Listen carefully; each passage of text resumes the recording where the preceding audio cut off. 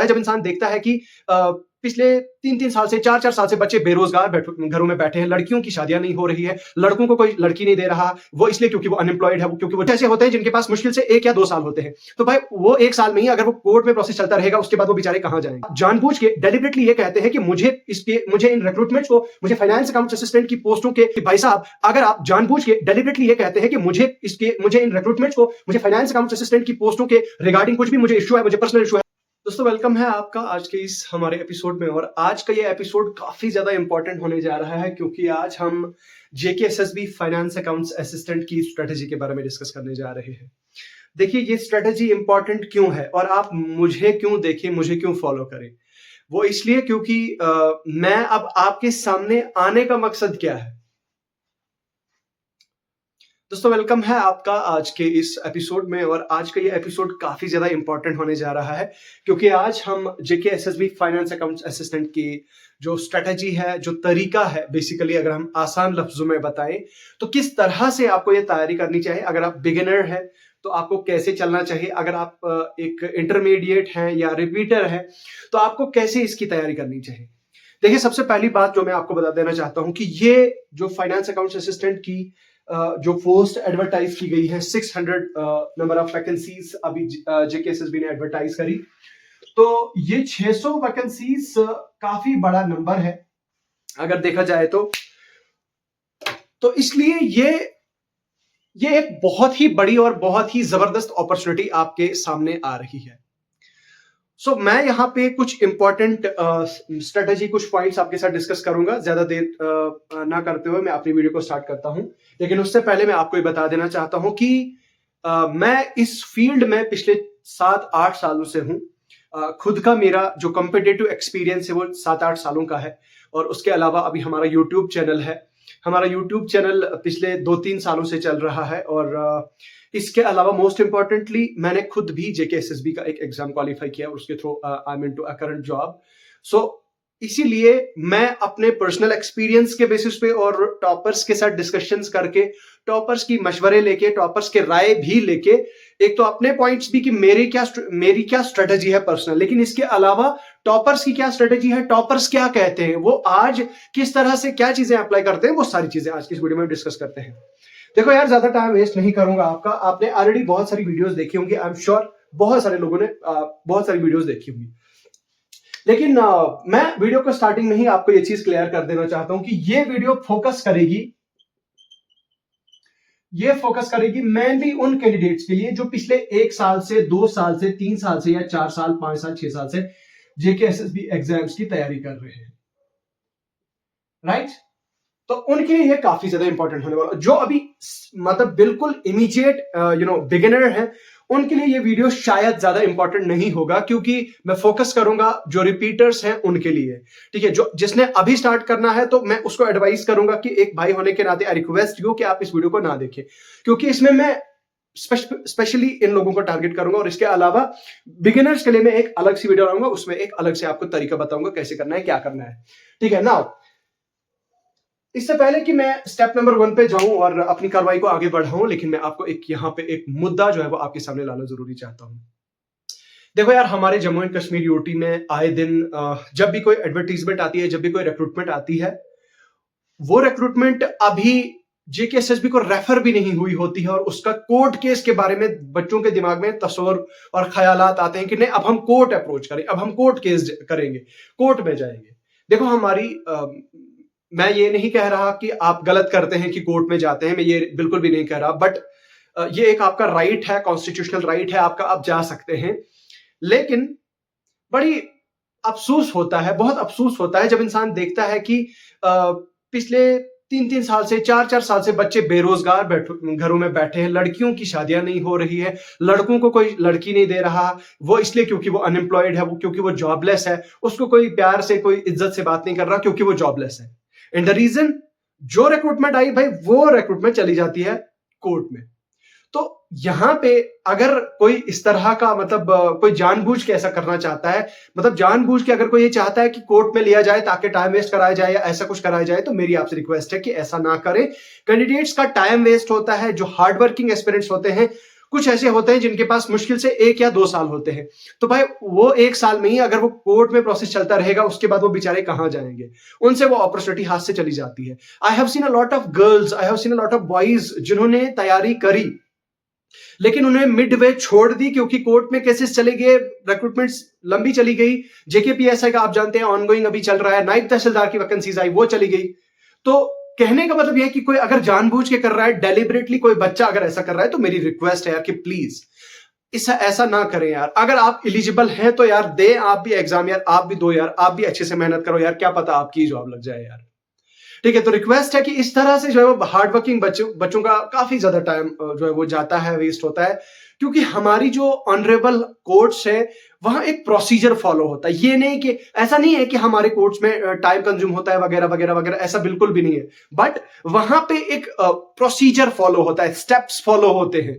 ठीक है, वहां पे आप एक दिन गए और अगले दिन ही आपकी केस की हेयरिंग नहीं होगी और फाइनल जजमेंट नहीं आएगी, ऐसा बिल्कुल नहीं है। केस लंबा चलता है, स्टेप बाय स्टेप चीजें चलती हैं। तो कहने का मतलब शॉर्ट में कंक्लूसिव यही है कि भाई साहब, अगर आप जानबूझ के डेलिबरेटली ये कहते हैं कि मुझे इन रिक्रूटमेंट्स को, मुझे फाइनेंस अकाउंट असिस्टेंट की पोस्टों के रिगार्डिंग कुछ भी मुझे इश्यू है, मुझे पर्सनल इश्यू है, मुझे पर्सनल रिफ्ट है, तो मैं रिवेंज के तौर पर या मैं बदले के तौर पर, या मुझे पढ़ा नहीं जा रहा, मैं पढ़ूंगा नहीं, तो मैं इसको लेके चलता हूं कोर्ट पे, तो लटकता रहे।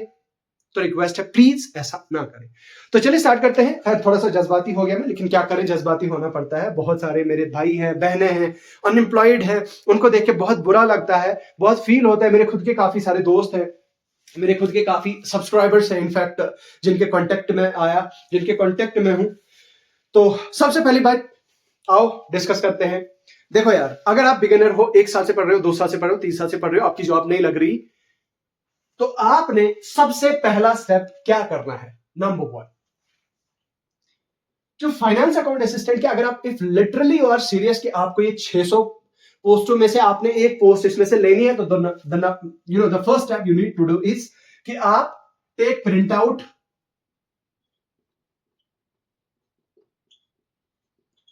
ओल्ड सिलेबस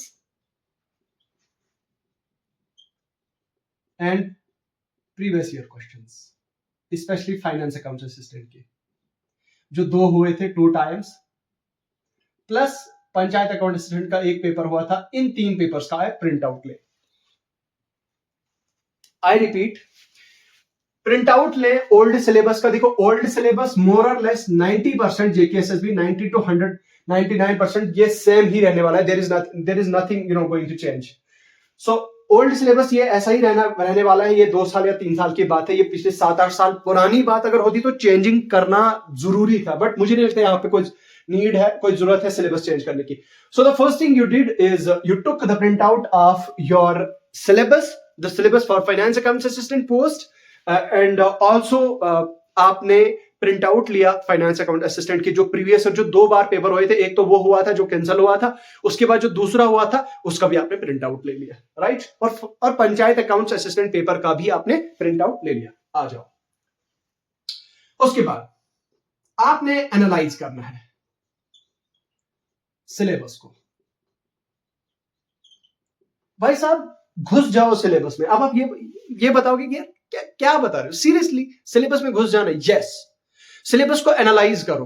देखो आपने इस सिलेबस में से कितना पढ़ा है। मैं आपको एक बार जरा एक हल्की सी झलक बताता हूं। फॉर एग्जांपल आपका जीएस है, जनरल स्टडीज है, 30 मार्क्स का जीएस है। Let me right over here side पे। एंड देन आपका अकाउंटिंग है 30 मार्क्स का। देन आपका इंग्लिश है, स्टैटिस्टिक्स है, ये आ गया 10 मार्क्स का, ये आ गया 10 मार्क्स का। English, statistics, mathematics, economics.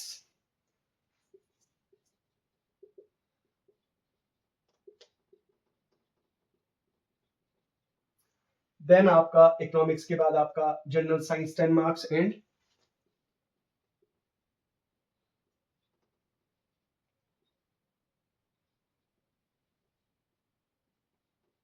Alright 120 marks. तो ये है आपका सिलेबस। अब आपने क्या काम करना है, पहला कदम मैंने पहला स्टेप आपको बताया कि भाई साहब आपने इसको देखा, इसमें से आपने देखा कि भाई ये पिछले साल, 1 साल से 2 साल से मैं पढ़ रहा हूं, इसमें से मुझे कितना हासिल है। आपने I know 80%, 80 to 90% of the people must have left this accounting वाला सेक्शन, क्योंकि it was of no use. जब फाइनेंस की पोस्ट आई थी उसके बाद बच्चों ने स्विच ओवर कर लिया बाकी पोस्ट के लिए। Now the point over here is कि भाई साहब accounts assistant, finance accounts assistant की जो अकाउंटिंग वाला सेक्शन है ये सबने भुला दिया होगा। 80% बच्चों ने इसको तो भुला ही दिया होगा, ठीक है, मैं 80% बात कर रहा हूं, ठीक है। बाकी जो सेक्शन है ये सब ने पढ़े होंगे, सब ने पढ़े होंगे और सबको अच्छे से आते होंगे, ठीक है। आपने इसको एनालाइज कर लिया एक बार सिलेबस को, ठीक है। नाउ आपने जो फाइनेंस अकाउंट्स असिस्टेंट का जो पेपर है आपने उसका मॉक टेस्ट देना है। अब मैं आपको तरीका बताता हूं, तरीका कैसे देना है। आपने प्रिंट आउट ले लिया फाइनेंस अकाउंट असिस्टेंट के एक पेपर का, आपने अपनी कॉपी एक ब्लैंक एक व्हाइट पेज रखा सामने। व्हाइट पेज पे आपने क्वेश्चन नंबर 1 या आप ओएमआर जो कॉपी होती है, मतलब ओएमआर जो शीट होती है, पीडीएफ आपको मिल जाती है हमारे टेलीग्राम चैनल पे, मैं शेयर कर दूंगा, आप टेलीग्राम चैनल से डाउनलोड करके उसके 4-5 10-15 प्रिंट आउट निकाल के लाना, ठीक है। वो ज्यादा बेटर रहेगा आपके लिए, आपको प्रैक्टिस भी हो जाएगी और थोड़ा आपको इसमें भी हेल्प हो जाएगी, ठीक है। फाइनेंस अकाउंट असिस्टेंट के लिए आपके जो पेपर्स थे, आपने सबसे पहले आपने एक पेपर ओपन किया। जो आपकी ओएमआर जो आप प्रिंट आउट लोगे, ओएमआर में आप फिल करना शुरू कर दोगे। मॉक टेस्ट आपने दिया, आपने वहां पे टाइमर लगा के रख दिया। आप में से 90% बच्चे जो है ना, 90% बच्चे आजकल क्या कर रहे हैं कि लाइब्रेरीज में स्टडी कर रहे हैं। तो भाई साहब जाओ लाइब्रेरी में स्टडी करो, लाइब्रेरी में जाओ, टाइमर लगा दो, nobody is going to disturb you. Phone को फ्लाइट मोड पे रख दो भाई, 2 घंटे के लिए, 120 मिनट्स के लिए shut your phone, shut all the destructions and go ahead with this. Timer आपने ऑन कर दिया, उसके बाद टाइमर आपने, अगर आपके पास टैब है, let me show you like this, मैं आपको एक बार थोड़ा सा मैं आपको एक बार दिखा देता हूं। यह है आपका timer, let me just, okay, look at this, ठीक है। आपने इस तरह से टाइमर लगा के रखा, अपने टैब को सामने रख दिया, ठीक है। या जरूरी नहीं है कि आपने टैब को सामने रखा, आपके पास टैब नहीं है या फोन नहीं है, ये टाइमर आपका शुरू हो गया, ठीक है। तो आपके पास ये जरूरी नहीं है कि आपके पास टैब नहीं है तो भाई आप क्या बोलते हैं, आप नहीं कर सकते हो, बट मैं आपको एक for the sake of convenience बता रहा हूं ताकि आप डिस्ट्रैक्ट ना हो।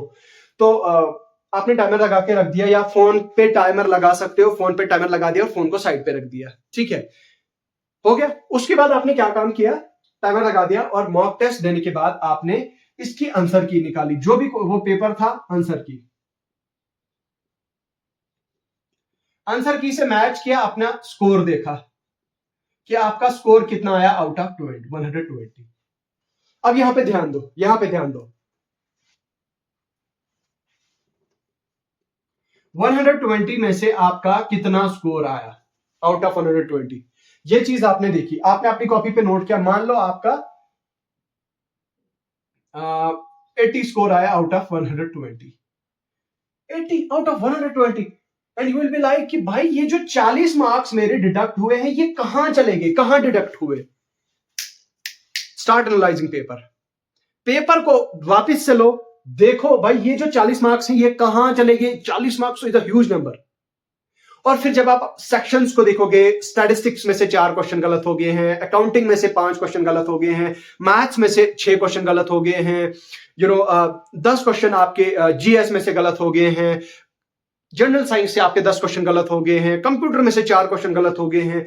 इस तरह से अंबार चला जाएगा कि भाई मतलब 40 से जो मार्क्स नॉट क्वेश्चंस, ये नेगेटिव करके इतना आएगा, मैं आपको मार्क्स बता रहा हूं। ये जो 40 मार्क्स हैं आपके, ये 40 मार्क्स आपके कैसे कट गए, कैसे कट गए आपके 40 मार्क्स, इसका एनालिसिस करना है आपने। अब मान लो सबसे लोएस्ट स्कोर आपका, देखो यार ये स्ट्रेटेजी कोई नहीं बताएगा। अगर आप यहां तक टिके हुए हो और आप देख रहे हो इस वीडियो को, मुबारक है आपको, आप बहुत ही ज्यादा सीरियस हो अपने फ्यूचर को लेके, अपनी जॉब को लेके, एंड आई कॉन्ग्रेचुलेट यू, क्योंकि this is going to help you a lot, this is my promise, ठीक है। मान लो अकाउंटिंग में आपके 30 में से आउट ऑफ 30 आपके सिर्फ कितने मार्क्स आए हैं, मान लीजिए आपका 30 में से सिर्फ 15 मार्क्स आए हैं, ठीक है। उसके बाद साइंस में से मान लो साइंस में से 10 में से साइंस में से आपके 10 में से 3 क्वेश्चन टोटल आपने अटेम्प्ट किया आउट ऑफ 10। ठीक है, उसके बाद मैथ्स, उसके बाद जीएस में से मान लो आपके 10 क्वेश्चन आउट ऑफ 30 क्वेश्चन जो है वो आपके 10 क्वेश्चन टोटल आपने किए और 20 क्वेश्चन गलत हो गए। फिर आपने इन चीजों का एनालिसिस किया और जिसमें सबसे ज्यादा मान लो अकाउंटिंग में आपके सबसे ज्यादा मार्क्स कम हुए हैं, तो आपने क्या काम करना है, फिर उन्हीं सब्जेक्ट्स को जो है वो प्रायोरिटाइज करना है, प्रायोरिटी लिस्ट में रख देना है कि भाई साहब आपने जो है वो प्रायोरिटी में रखना है कि इसी हिसाब से जो है वो आपने इसको पढ़ना है। यूट्यूब पे बहुत सारे यूट्यूबर्स, सो कॉल्ड टीचर्स आपको ये बताएंगे कि नहीं, आपको एक दिन में 10 घंटे पढ़ना ही पढ़ना है। अगर आप 10 घंटे नहीं पढ़ेंगे तो आपका ये एग्जाम क्वालिफाई नहीं होगा। तो मैं इस चीज को नहीं मानता हूं। मेरा ये मानना है it all depends upon your capabilities. ये सब आपकी कैपेबिलिटी पे डिपेंड है, आप कितने ज्यादा एफिशिएंट हो, आप कितने ज्यादा हार्ड वर्कर हो। भाई आपका लेवल ऐसा भी तो हो सकता है कि भाई अगर 4 घंटे ही पढ़ोगे दिन के और सफिशिएंट होगा, ठीक है। आप ऐसे भी हो सकते हो कि 12-14 घंटे भी अगर आप पढ़ोगे उतना वो भी कम होगा। तो it all depends upon your capabilities, ठीक है। बहुत सारे लोग आपको बताएंगे कि नहीं 10 घंटे तो चाहिए। भाई कोई 10 घंटे नहीं चाहिए। नींद हराम करनी है, लोग बोलेंगे आपको, भाई कोई नींद हराम नहीं करनी है। अगर आप step by step procedure follow करोगे, स्टेप्स फॉलो करोगे, definitely you are going to make through this. But होता क्या है कि मिसगाइड बहुत ज्यादा, इंटरनेट पे इतना ज्यादा मतलब ओवरडोज है इंफॉर्मेशन का कि हम मतलब मिस इंफॉर्मेशन बहुत ज्यादा कलेक्ट कर लेते हैं और मान भी लेते हैं। और प्रॉब्लम पता क्या है, प्रॉब्लम ये है कि YouTube पे जो भी आके खड़ा हो जाता है, चाहे खुद वो 10th पास है, चाहे वो 12th पास है, चाहे वो खुद क्या है क्या नहीं है, उसके बारे में अगर हमें कुछ भी पता नहीं है, लेकिन वो अगर कुछ बात बता रहा है कि एक हाइप बनी रहती है कि नहीं वो बता रहा है शायद सच होगा।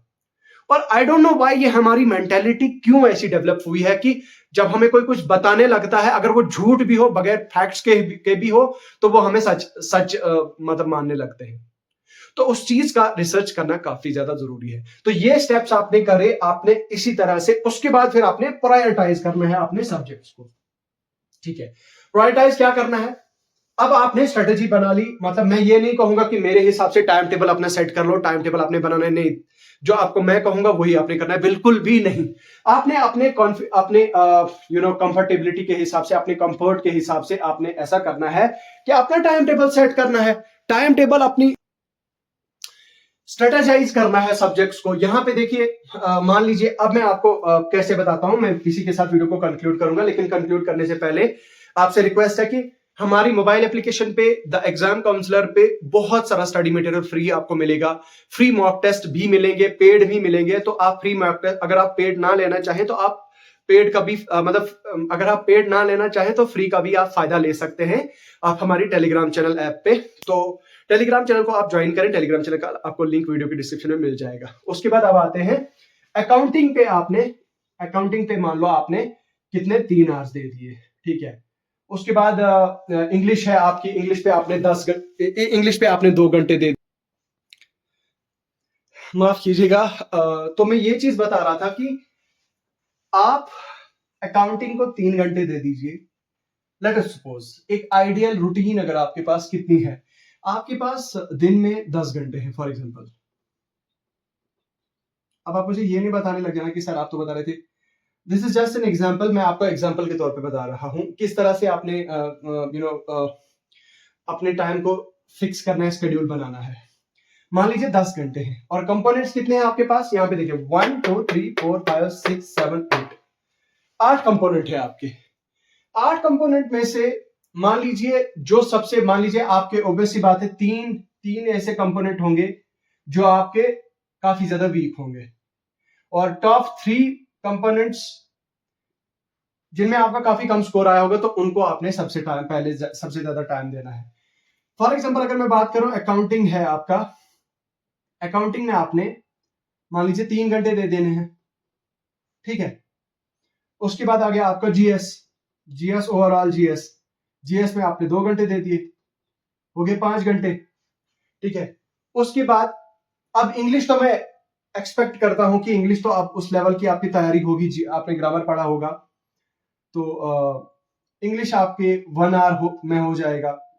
कंप्यूटर आपका 1 आवर में हो जाएगा। उसके बाद जीएस की जगह यहां पे मैं कर देता हूं मैथ्स को फिलहाल। रीजनिंग को, अगर आपके रीजनिंग के सारे क्वेश्चंस ठीक हैं तो आप रीजनिंग को साइडलाइन भी कर सकते हो, ठीक है। उसके अलावा साइंस है, 1 घंटा उसको दे दिया, ठीक है। और कंप्यूटर साइंस, मैथ्स, उसके बाद स्टैटिस्टिक्स है,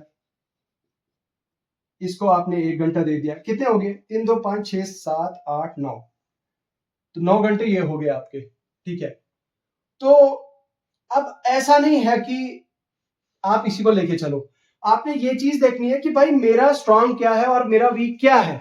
मान लीजिए अगर आपका कंप्यूटर बहुत अच्छा है और आप कंप्यूटर में बहुत अच्छा स्कोर कर रहे हैं मॉक टेस्ट में, तो भाई छोड़ दीजिए ना, ये घंटा आप इसको ऊपर दे दीजिए, मैथ्स को दे दीजिए, स्टैट्स को दे दीजिए या साइंस को दे दीजिए। तो इस तरह से जो है वो आपने अपने टाइम की सब डिविजन करनी है। Now the next point is आपका जो सिलेबस है, सोर्सेज है, कहां से पढ़ना है, क्या पढ़ना है, कैसे पढ़ना है, वो मैं एक अलग से वीडियो में लाऊंगा।